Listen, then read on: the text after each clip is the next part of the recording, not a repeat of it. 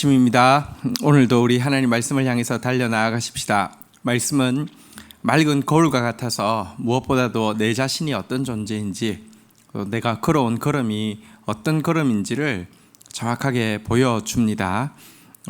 정확하게 이 진단이 있어야지만 정확한 치료가 있고요. 하나님이 약속하고 있는 회복이 있기 때문에 진단은 정말 중요합니다. 에스겔서 20장 1절에서 8절 말씀입니다. 에스겔서 20장 1절에서 8절. 자, 1절, 2절, 3절 내용 교독하겠습니다. 일곱째 해 다섯째 달 열째 날에 이스라엘 장로 여러 사람이 여호와께 물으려고 와서 내 앞에 앉으니 2절까지 읽겠습니다. 여호와의 말씀이 내게 임하여 이르시되. 자, 지금 바벨론에 포로 잡혀와 있는 이스라엘 백성들의 리더인 장로들 중에서 여러 사람이 에스겔을 찾아왔습니다. 여호와께 묻고 싶어서입니다. 이때 시점은 일곱째 해 다섯째 달 열째 날이라고 되어 있는데요. 이것은 2차 포로 잡혀온 때, 다시 말하면 여호야긴이 포로 잡혀 올 때 이들도 같이 따라왔는데요. 포로 잡혀온 지가 이미 7년이 지났다는 내용입니다. 자, 이제 7년이 좀 지나다 보니까 이제는 하나님의 때가 되지 않았겠는가? 이제는 돌아갈 때가 되지 않았겠는가? 이제는 회복될 때가 되지 않았겠는가 하는 기대가 그들 가운데 생기게 되었습니다. 사실 많은 거짓 선지자들은 3년 만에 돌아올 거다 아마 이렇게 이야기도 하고 했는데 3년은 아니었지만 이제 7년이 지나고 있으니까 이제 된 것 아닌가 이런 생각이 그들 가운데 강하게 들었던 것 같습니다. 그런데요, 실상은 이때는 이제 예루살렘이 완전히 포위당해서 3차 이제 파멸, 그리고 완전한 파멸로 들어가는 때를 한 2년 5개월 정도 남기고 있는 때이지 회복이 가까운 때가 아니었습니다. 자, 그러나 어쨌든 그들은 이런 헛된 기대를 가지고 하나님 앞에 나왔는데요. 이렇게 나온 그들을 향해서 3절에 하나님은 이렇게 에스겔에게 답하게 하십니다. 3절 제가 읽겠습니다. 인자야, 이스라엘 장로들에게 말하여 이르라. 주 여호와께서 이렇게 말씀하셨느니라. 너희가 내게 물으려고 왔느냐? 내가 나의 목숨을 걸고 맹세하거니와 너희가 내게 묻기를 내가 용납하지 아니하리라. 주 여호와의 말씀이니라. 자, 하나님은 어쨌든 장로들이 그것도 많이 그것도 아주 좀 간절한 마음을 가지고 나왔습니다. 겉으로 보면 굉장히 종교적으로 보일 수도 있고요, 경건해 보일 수도 있고요, 열정적으로 보일 수도 있습니다. 이러면 하나님께서 좋아하시거나 아니면 그의 저의를 알기 때문에 좀 뜯어 고쳐서라도 어떻게 하시려고 하실 수도 있을 것 같은데요. 하나님은 사람과 다르십니다. 순종할 마음이 없이 기적만을 바라보고 나오는 그들, 하나님과 깊은 관계를 맺고 하나님을 알고 싶고 하나님을 닮고 싶은 소원이 아니라 하나님의 능력만 어떻게든지 차용해서 도용해서라도 쓰고 싶은 그 두 마음에 대해서 하나님은 당신의 목숨을 걸고 맹세하고 있습니다. 내가 죽을지언정 그들이 묻는 것을 나는 허락하지 않겠다라고 말씀하고 있는 것입니다. 오늘날 수많은 사람들이 하나님은 징계받아야 된다고 하는데, 아직 징계의 때가 계속되어야 된다고 하는데, 수많은 사람들이 이제 징계는 충분하고 이제 회복이 있어야 된다고 주장합니다. 그리고는 자기 생각을 맞다는 사실을 증명받고 싶어서 마치 점장이나 무당 찾듯이 하나님께 나아오고 있습니다.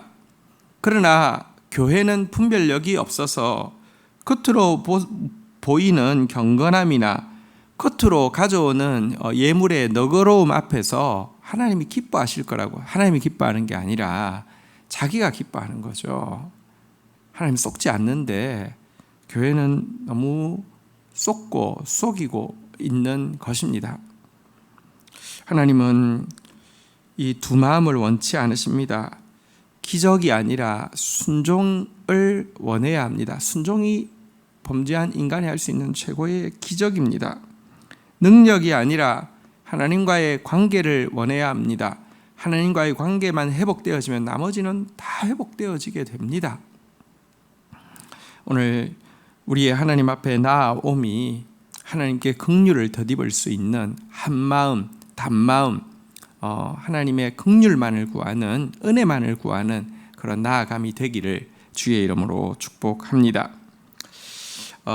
이제 하나님께서 이 말을 전하게 하신 에스겔이 당신과 동일한 마음을 가지고 있음을 아시고 그의 입에 그들을 향한 심판의 말을 심어주고 있는 내용으로 이어집니다. 4절 우리 한번 보도록 하겠습니다. 인자야, 내가 그들을 심판하려느냐? 내가 그들을 심판하려느냐? 너는 그들에게 그들의 조상들의 가증한 일을 알게 하여. 자, 여러분, 하나님의 도구는 하나님과 동일한 마음을 가지고 있어야 합니다.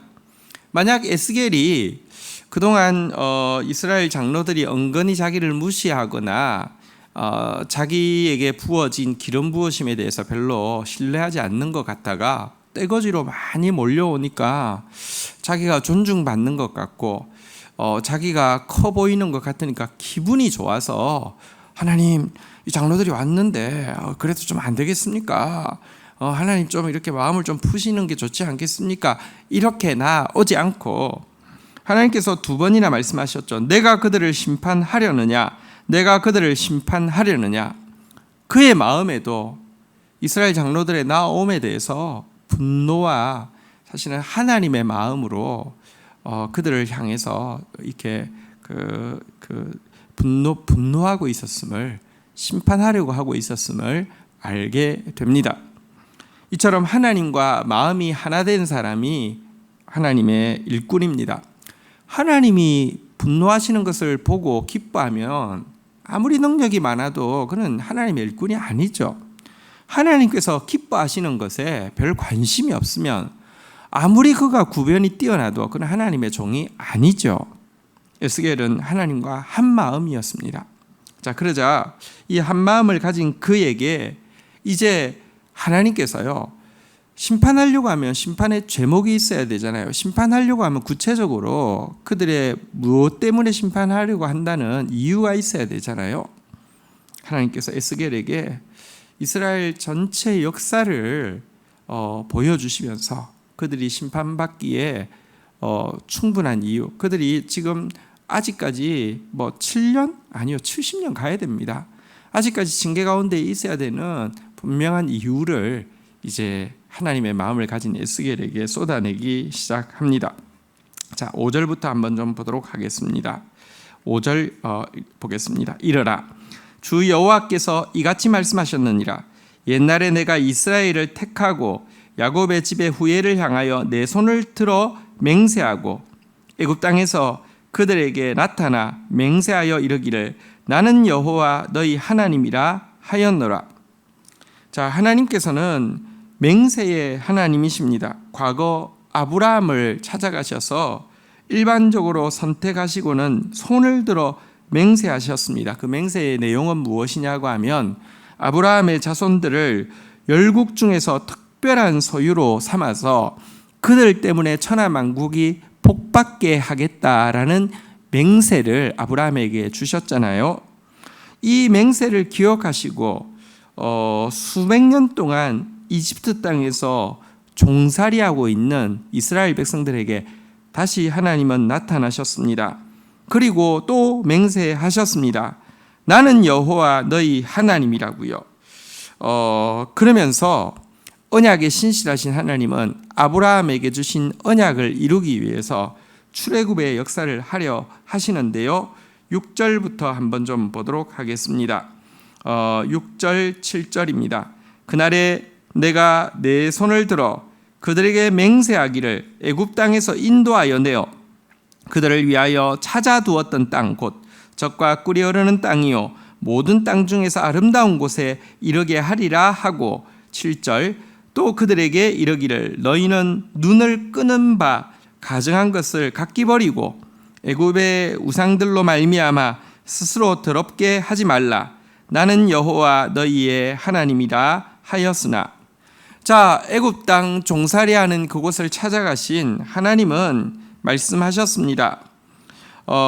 손을 들고 맹세하셨습니다. 내가 너희를 애굽 땅에서 종되었던 땅에서 건져낼 것이라고. 아니 나는 이미 이 기간 동안에 너희를 위하여 찾아준 땅이 있다고.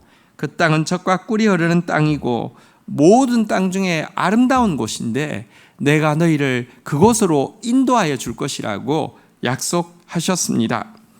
그런데 이와 같이 아름다운 땅으로 들어가게 하기 위해서 7절에 보면 한 가지 명령하고 있습니다. 그것은 무엇이냐고 하면 너희들의 눈길을 잡아 끄는 가증한 것, 다시 말하면 애굽 땅의 우상들을 버려라. 그것으로 말미암아 더럽게 하지 말라. 너희는 이제 축복의 땅에 들어갈 존재이며 너희는 나의 특별한 소유가 되어서 축복을 온 세상 가운데 흘려보낼 존재이니 너희의 눈길을 잡아 끄는 그 가증한 애굽의 우상들을 버려라. 이제 더 이상 그것으로 스스로 더럽게 하지 말라 이렇게 이야기하고 있습니다. 사실 하나님께서 그들을 애굽 땅에 보내신 이유는요. 여러분 그들이 그곳에서 눈길을 끄는 수많은 가증한 우상들을 보고 경험했습니다. 그러나 그 끝이 종살이였고요. 그러나 그 끝이 얼마나 씁쓸한 파멸인지를 그들은 그곳에 사는 430여년의 기간을 통하여서 처절하게 맛보게 하셨습니다.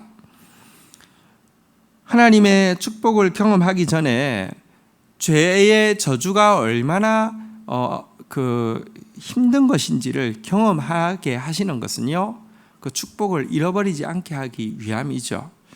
이제 참 아름다운 땅, 하나님께서 미리 준비해 놓으신 그 땅으로 인도해 주실 것이니 애굽 땅에서 경험했던 모든 눈길 끄는 가증한 우상들 이제 내어버리라. 얼마나 은혜로운 부탁입니까? 얼마나 당연한 부탁입니까? 자, 그런데요. 자, 8절부터 한번 좀 보도록 하겠습니다. 8절 우리 읽겠습니다. 그들이 내게 반역하여 내 말을 즐겨 듣지 아니하고 그들의 눈을 끄는 바 가증한 것을 각기 버리지 아니하며 애굽의 우상을 떠나지 아니하므로 내가 말하기를 내가 애굽 땅에서 그들에게 나의 분노를 쏟으며 그들에게 진노를 이루리라 하였노라. 여러분 참 종살이하고 있는 사람들입니다.